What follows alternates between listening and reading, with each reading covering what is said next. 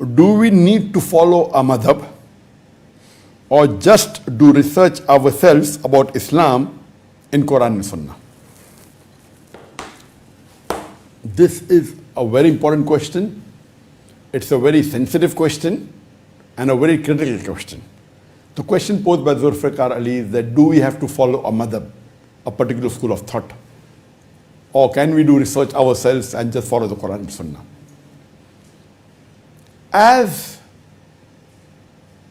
times are changing, the technology is changing, the way people communicate, the way people interact, everything is changing.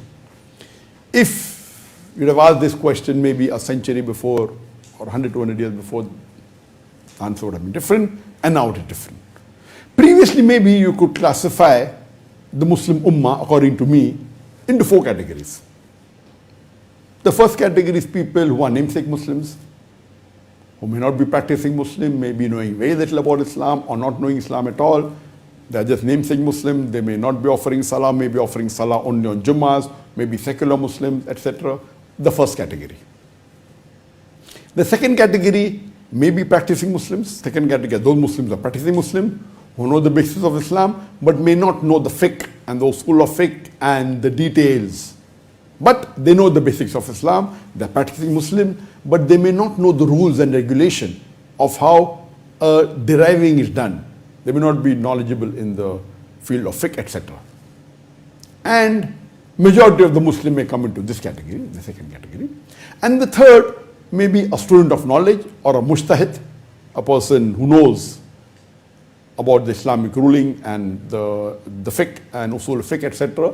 And the last, in the fourth category, are scholars who are really intellectuals and they know and they're knowledgeable and they're experts in a particular field of Islam.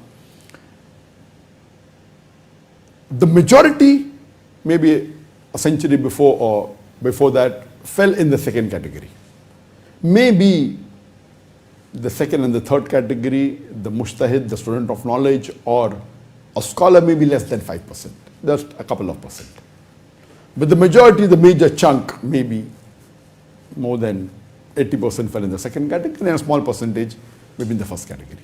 But today, after science and technology has advanced, the media has advanced, communication has changed, this is my opinion. I'm not telling any particular person, but according to me, I would divide the Muslim Ummah today into 5 categories. Previously there were 4, now there are 5. In the olden days, maybe a century ago or a few centuries ago, only those people who were mujtahid or student of knowledge or a scholar had the right to decipher, who knew and could take a decision. They need not follow a particular school of thought. So the people who were in the first and the second categories, I would say the safest for them would be they follow one particular madhab. That was the safest. Now, after science and technology advanced, previously the first 2 categories where more than 95% of the Muslims fell, yes, that to choose a madhab and follow it because they could not decipher. Now science and technology has advanced and the communication method has increased. It's very easy, everything on a click of a button. So I would classify, because today, if you want to know whether a hadith is sahih or not, you don't have to be a muhaddis. You go on the Google, you should know methodology. Okay, you go to sunnah.com, find hadith, it will give you the grading, whether it is sahih, whether it's hasan, whether it is daif, whether it's daif jiddan. Easy. You don't have to be a mujtahid, and you know that the site is quite authentic. So today, with little knowledge, you can do a great deal of research which you could not do maybe 50 years back or 100 years back. Everything on your fingertips. To know something, you want to know the answer to a question previously, you had to go and find an expert. Today, you just go on the internet and ask Sheikh Google. Sheikh Google. Google, type your question and you get the reply. Here you have to be trained to know which site to go to know whether the answer is right or wrong. So because of the science and technology advancing, communication increasing, and especially the media in the last 1 or 2 decades, the social media has expanded so much. It is, internet, website, Facebook, you have the YouTube, you have the WhatsApp, you have the Instagram, you have the Twitter. Life has changed completely. Communication has changed. It has become a global village. So today, I would classify the Muslim Ummah into 6 categories. This is my own classification. It's not according to any hadith or any Quran. It is my thought, and then I'll come to your answer. It is my understanding because I'm a man of media. I would classify the first category of Muslim, those who are Muslim who have no knowledge or hardly any knowledge. They may be not practicing Muslim, they may be namesake Muslims, maybe just offering Salah only on Eid day or maybe on Jummah Salah, not practicing, they are secular or namesake Muslim or just may not know how to offer Salah properly, may not know the rulings, may not know everything what is haram, what is halal. That is the lowest category, first category. The second category of Muslim who are mashallah practicing Muslim, medium level or high level, but they are not the people who are interested in doing research. They are the people who are not so much savvy with the social media, or they are savvy social media but they are convinced with just what basics they know, they're happy, and they may not want to do research too much or may just ask a person but may not go in the internet often. So this is the second category of Muslim. They may be practicing, they may be praying 5 times a day, and they may be knowing the basics of Islam or may be knowing part basics of Islam, but they are not the people who are interested in doing research. And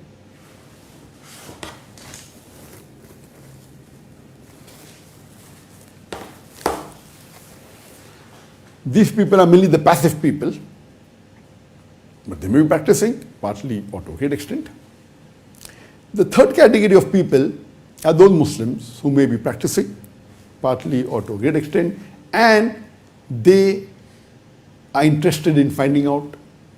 They go on the social media, they are very media savvy, they want to know directly, they want any question, they go on the Google, they go on the net, they try and find, they go to the Islamic websites, and they do their own research.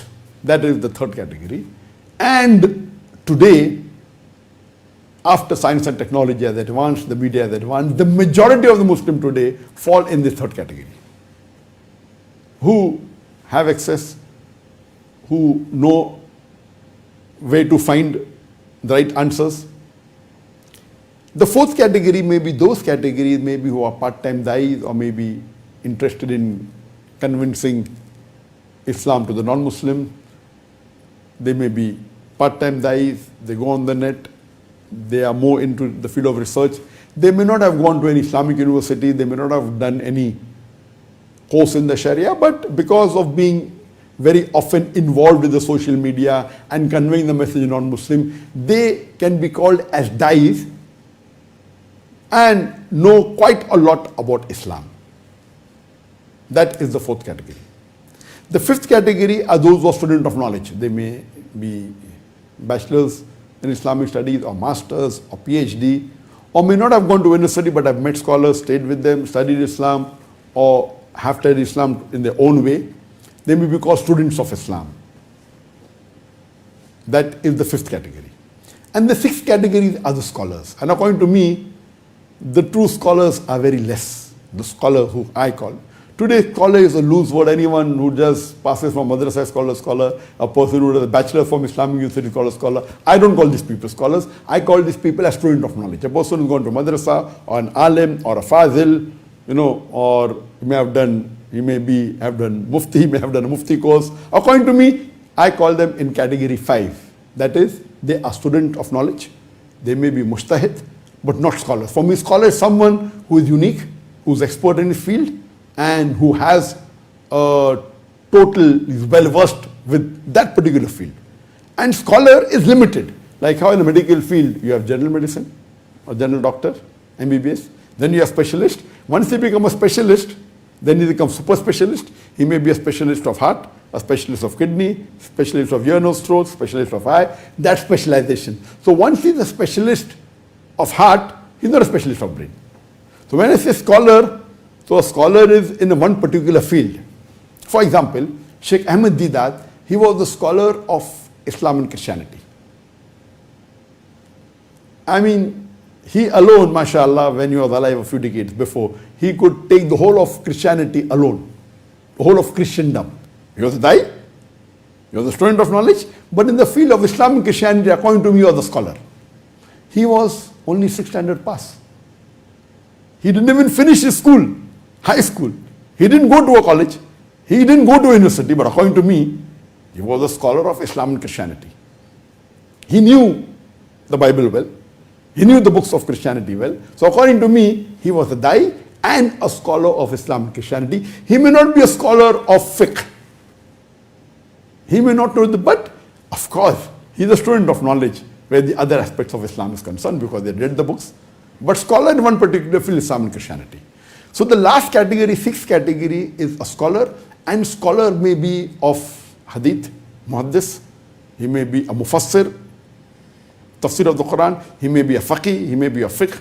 Just by doing a degree of fiqh doesn't make you a scholar. It makes you a student of knowledge.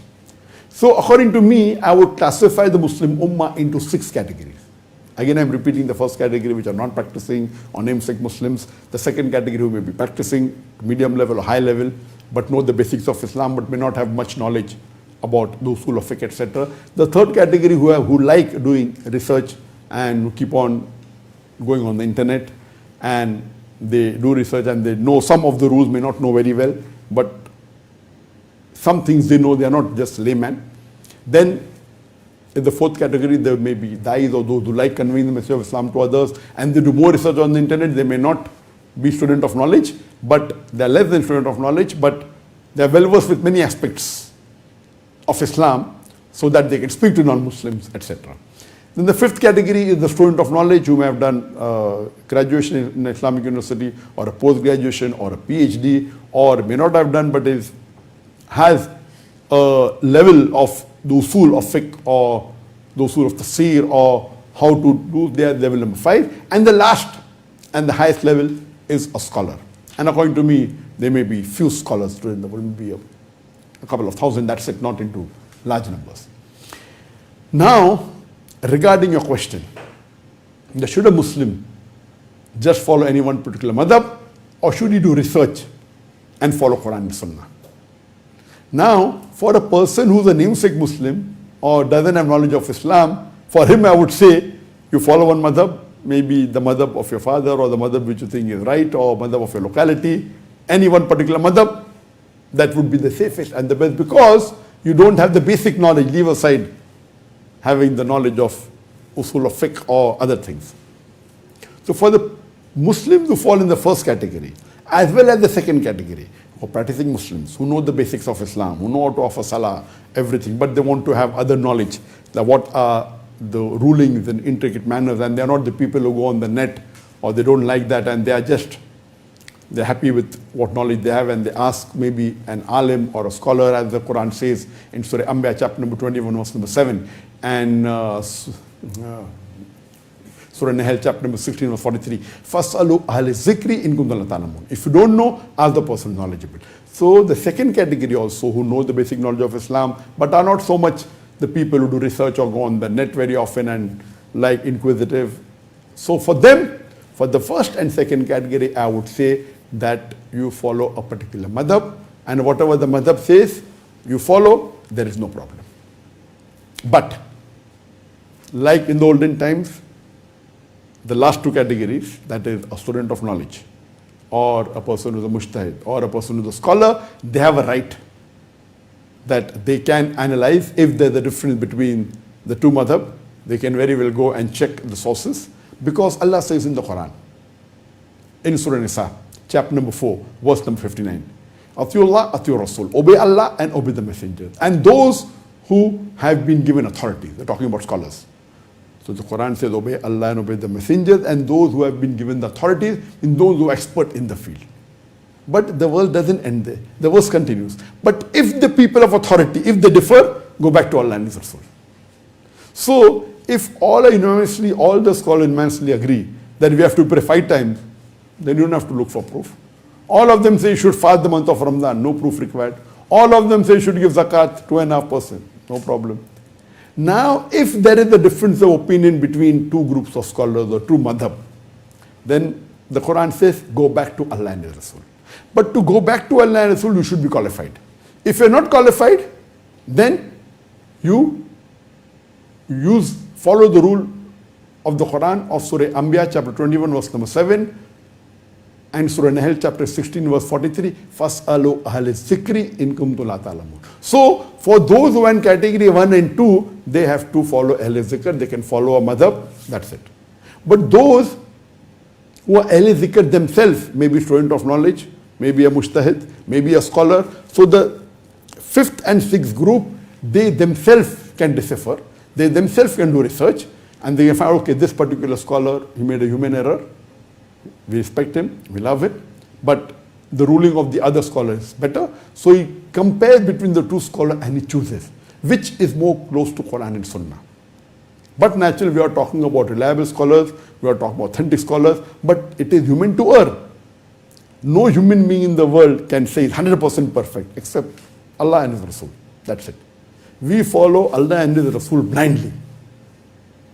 Now, coming to the 3rd and the 4th category, people who are the majority of the Muslims. According to me today, the people who are students of knowledge and the scholars are less than 5%. The majority, I would say, more than 50% of the Muslim Ummah, according to my estimate today, would fall in the 3rd category.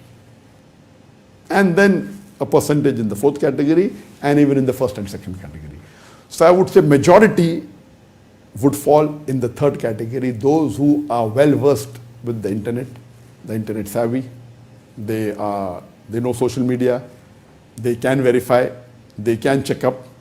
So those people who are in the 3rd and 4th category, they are not Ahl Zikr, they are not mujtahid, they are not scholars.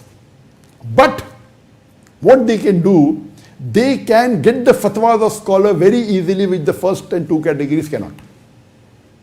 So those which fall in the 3rd category and the 4th category, what they can do, if they have a query, they can Google. They know there are various websites available for fatwa. You can read. They may not be mujtahid, they may not be scholars, but because they are well versed with research in their own way, when they read the answers of 2 different groups and the reasoning, they can come to their own conclusion. But natural, the people in the category 4, it's more easy for them to come to a conclusion. It is more difficult for category 3. So I would say 100% for those who are in category 1 and 2, those who are namesake Muslims, less practicing, and those who are practicing and are not involved in research, surely they should follow a madhab. They cannot Quran Sunnah because they are not well versed with research, they don't know how to do. They should follow one particular madhab and stick to it. That's the best for them. For the people of category 5 and 6, out of the question, they Ahl Zikr, they can do research. They follow Surah Nisa chapter 4 verse 59, that Atiullah, Atiur Rasul, obey Allah and obey the messenger, and those who have been given the authority. But if the people of authority differ, go back to Allah and Rasul. So surely category 5 and 6, they should not just blindly follow one particular madhab. Because the madhab have been made by the Aimmas and we respect them, we love them all the great Aimmas that were there, the 4 great known Imams. Imam Abu Hanifa, Imam Malik, then Imam Shafi, then Imam Ahmad ibn Hanbal. May Allah have mercy on all of them. And we had many other Imams also. We had many great scholars also after that. What we have to do is that if they differ, the people in the category 5 and 6 have the ability easily to try and find out. And then they can select, irrespective who they select, whether they select scholar 1 or scholar 2, no problem. Because all these scholars which are reliable, they are well-known scholars. If they differ, then there is difference. And it is not, there will not be any difference in any major sin. All of the scholars unanimously agree, all the madhab agree that having alcohol is haram, having drugs is haram, gambling is haram. There is no difference in the major sins or the major faraid. There may be difference in the furui issues or maybe a minor issue. That's not the major issue that will talk about hell and heaven. So, but natural, for the category 5 and 6 out of the question, they can do it themselves. Even category 4, Those who are dais, who are well versed with research, they may not have the capacity, they may not be mujtahid themselves, they may not know completely, but they're well versed, they are aware of certain types of usul, etc. So even for category 4, for sure, they can very well do their research, and if there is difference, then you have to try and find out which is better. For the category 3 people also, most of them I feel they can do the research and they can take the decision which amongst the two scholars they should follow if they differ. For example, when you go to a doctor and a doctor gives you medicine, you just take it. If another doctor comes and says that the medicine the doctor is giving is wrong, then what you do? Then you'll take care. Then you'll go and do research. You'll go on the internet. Normally when you go to a doctor, you take the medicine. Some people have a habit of doing every research. Everything the doctor does, there are few people. But most of them, when they go to a doctor gives medicine, you have it. But imagine if someone comes and tells you, your friend comes and tells you, the doctor said that the medicine that is given is not correct, then you do your research. Even though you're not a medical doctor, you can Google and you can find out.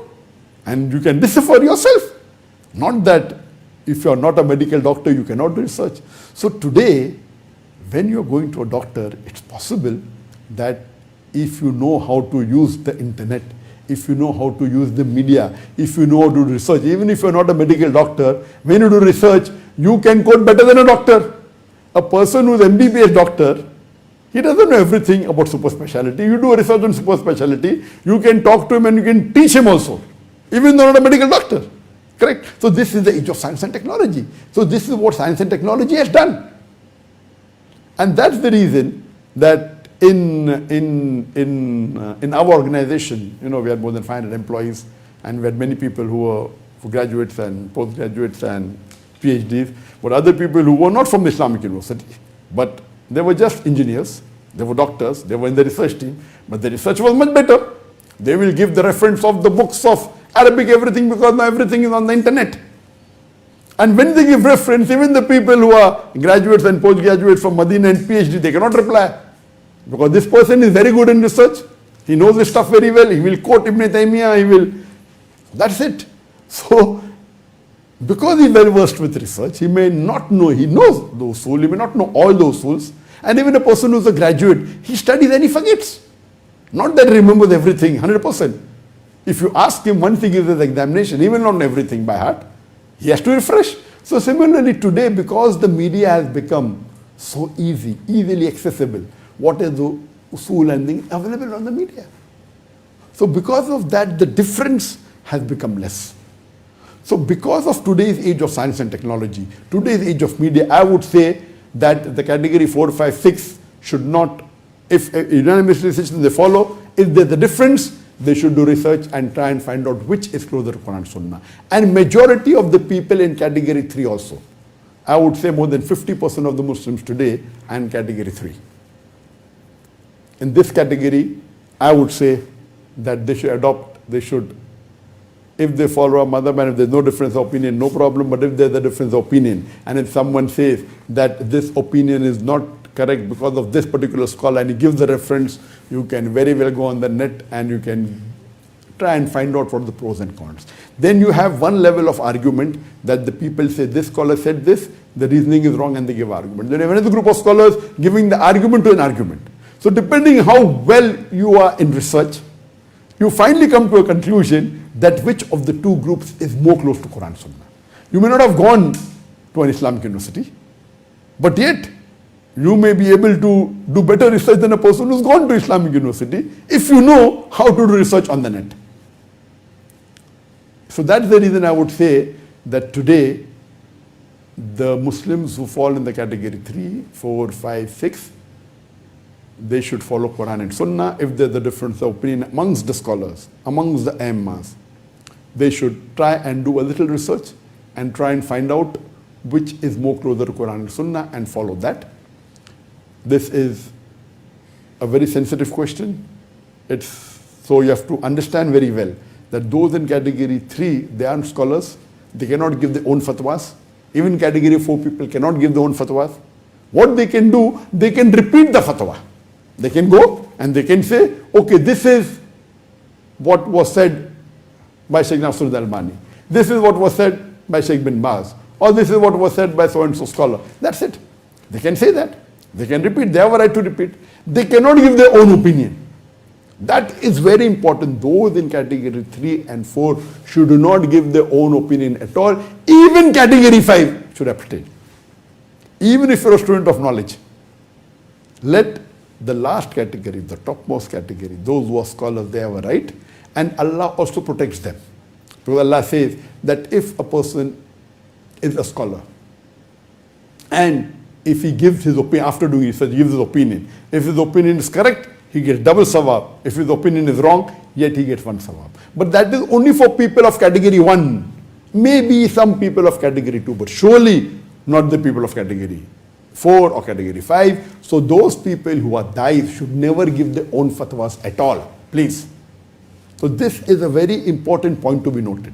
That if you fall in category 3 or 4, abstain from giving fatwas, even category 5. What you can say that so-and-so scholar has said this, then you come under the umbrella, you're protected.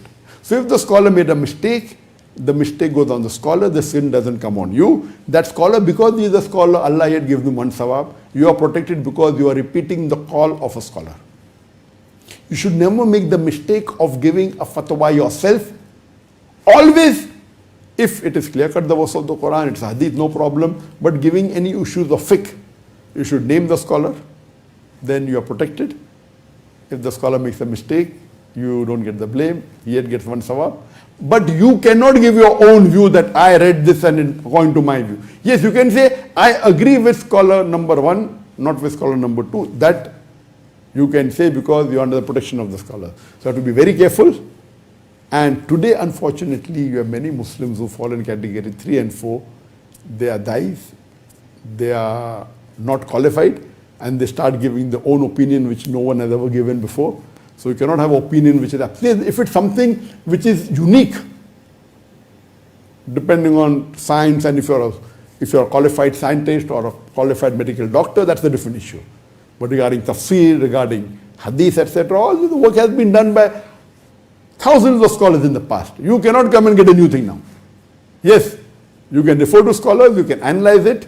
So my request to the people, to the Muslim Ummah, is that see to it that you don't fall into the trap of giving fatwas or giving your own wording. Therefore, all answers that you find, unless it is with comparative religion, which is my speciality, or it may be the answer that I give a logical perspective to an answer. The answer is given by a scholar. The scholar may not be able to make it palatable for the Ummah or for the masses. So the role of a da'i is that when he gets the answer from a scholar, he gives his logic to it and makes the answer more palatable. For example, there are many scholars who have written why is riba, that riba is haram. But they may not be able to convince a layman. When I give a lecture on riba, it's haram, I'm able to convince better. I'm not a scholar, but I've sat with scholars of Islamic economics. I've learned from them. I know the usul. And when I give a lecture, because of my convincing power, because of my logic and reasoning, there are hundreds of thousands and millions of Muslims who have stopped dealing with the conventional bank. Alhamdulillah. But I see to it that whatever I say about Islamic finance, it is backed up with the opinion of a scholar. And I had sat a long time with Dr. Hamid Hussain al-Hassan, which according to me he was the father of Islamic banking, and may Allah grant him Jannah, that he expired last year. So my specialty is comparative religion, Islam, Christianity, Islam, Hinduism, Islam and other religion, and my specialty is talking how to convince an intellectual about the teachings of Islam, how to logically convince them with reason, with science. That's my specialty. Other thing, I'm only a student. And yes, I've sat with scholars in various fields. I'm just a student. So in this case, what I do, I always give the opinion of the scholars. And if the scholars differ, I may do my own way of research and try and find out which is more closer to Quran Sunnah, and then may lean towards one group of scholars. But as far as the question is concerned, if you're falling in category 1 or 2, follow a madhab, that is the safest and the best. If you fall in category 3, 4 or 5 or 6, I would request you that if the scholars differ, you do a little bit of research and you follow that which is closer to Quran and Sunnah. Hope that answers the question.